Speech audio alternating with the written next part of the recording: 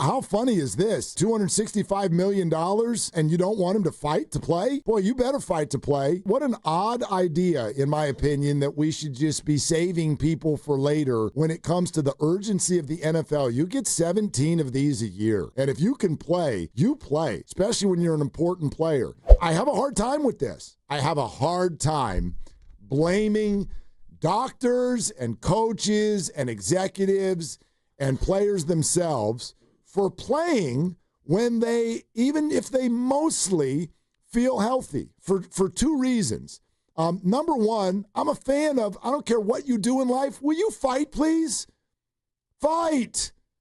Fight through it. Good Lord, how soft is everybody? Protect him for later. What are we doing? This is a football team. Protect him for later. And that's my other issue with it. That doesn't exist.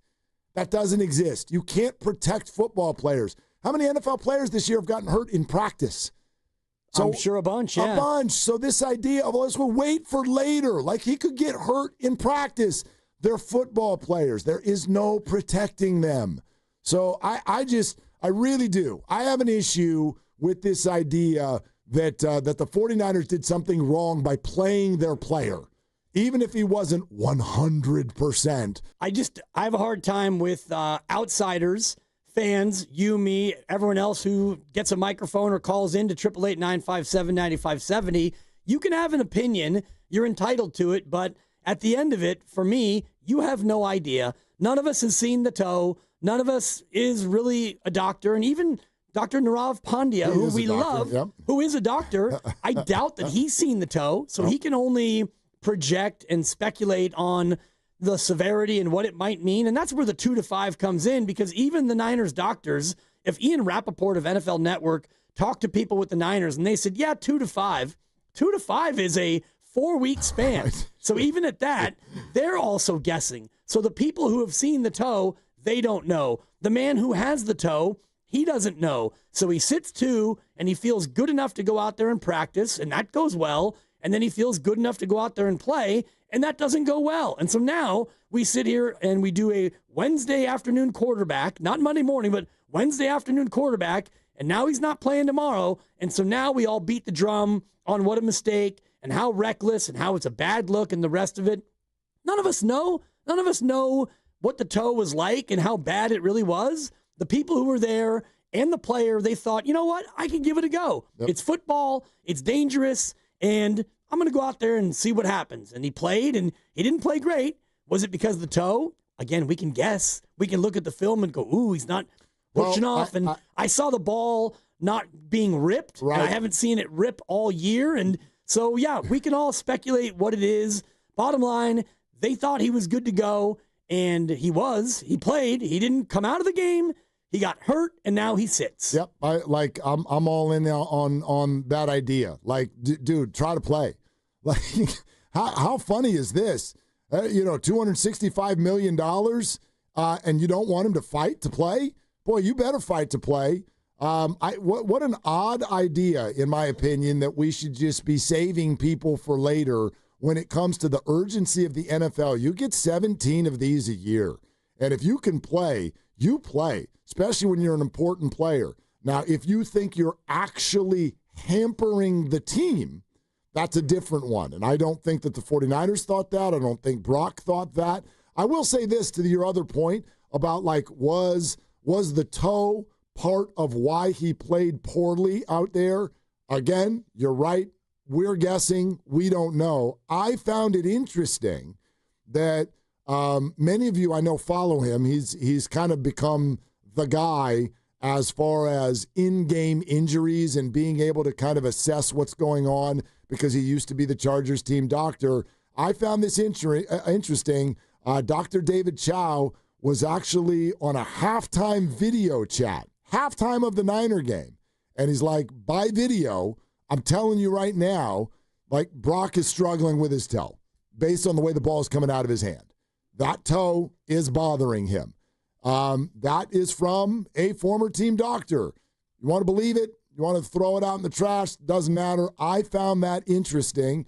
And so if you're seeing the ball sail a little bit, his assessment was that that's That's what happens when someone is struggling through their plant foot as a quarterback. So maybe it did have something to do with it. But never forget that Mac Jones couldn't walk. Mac Jones was not healthy and therefore unable to play. So, look, it's a bummer. Brock Purdy's going to miss his third game in 5 weeks to start a really important season. At the same time, the Niners are 3-1. They got a little bit of wiggle room. Tomorrow night is not going to be definitive as far as their season goes. So, yeah, it sucks. But good on you, as far as I'm concerned, Brock and Niners, for pushing, trying to play. That's what you do in life when things are hurting. You go for it. Well, maybe he didn't even push. Maybe he was feeling pretty good. Yep. And again, we don't really know. And that's where a lot of times I think it's important to defer to the experts. And you can blame strength and conditioning for the rash of injuries if you want. But again, we don't really know if that's the case. And turf toe and torn ACL and, Jawan Jennings with a possibly broken rib, whatever happened to him in the goal line, that's not strength and conditioning. That's football players getting footballed, and you get hurt sometimes when you play football. So Brock went out there and gave it a go, and he got hurt. We don't know if he'll be ready for Tampa.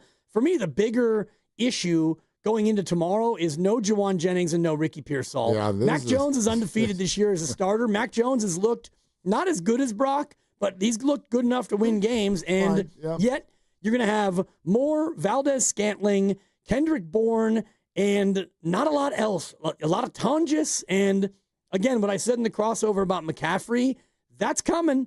McCaffrey's going to get a ton of action in this football game. You'd think. I don't know if it automatically, just because certain weapons are out, it means that now we're going to so heavily lean on Christian that his touches are going to go through the roof. Maybe they will. But look, the other side of that is you're going to have to involve people that you're not used to involving. So, yeah, Brian Robinson is going to have to get some looks out there, and a bunch of receivers who don't normally get looks.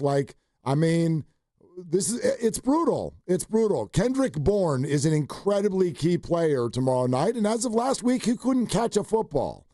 And then the other guys, Marquez Valdez-Scantling, one etc. catch. Yeah, they have no chemistry yet. They're learning the offense on the fly. The one thing about Kendrick that's good, I guess, is he's been in Kyle's system before, and he's played with Mac before.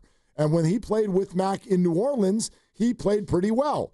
And then it was last week that he started dropping everything that got thrown to him. So is he capable? He's an NFL receiver. He can go out there and do some things. But tomorrow feels like a ridiculously difficult assignment. Yeah, and I would say that the pick is in, but it can't be in because that number keeps climbing up and away. And, going into the look-ahead line, I was thinking, Rams, I think they were 3.5, 3.5. Yeah. That's okay. And I told you 2 months ago that I thought that this was going to be a tough spot. And actually the line before the season even started was 1.5.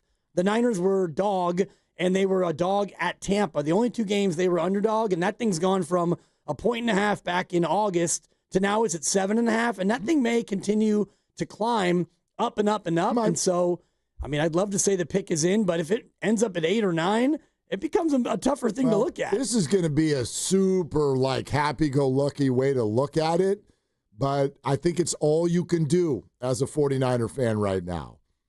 The season is not going to end tomorrow night. And the worst case scenario when we go to bed tomorrow night is that the Niners are 3-2 and a game out of first place in the division, and they've got a week and a half to see if they can get more key people back. And in fact, even George Kittle could play. George Kittle, Ricky Pearsall, Jawan Jennings, and Brock Purdy all might play. Because Kittle's 4 weeks ends after tomorrow night. Yeah. So Tampa, week and a half. You're 3-2, and maybe the reinforcements are coming. And again, this is worst case scenario. In other words, this injury situation has kind of turned tomorrow night into house money. If you come out of there with a win tomorrow night, you're like, holy smokes. Totally. How the hell did we pull that off? Yeah. And the worst case scenario is not a preventative scenario. So regarding here we are. Well, as long as you don't lose anybody else, and that's possible. It's football, but the other part of it too is some people who haven't gotten a lot of action, they're going to get some action. And maybe it's Russell Gage who gets elevated from the practice squad, or we don't know who else is going to be out there. But I think it is kind of a free look at it's a free punch. What you have. You got a ton of backups out there. Yeah, it's a ridiculous scenario.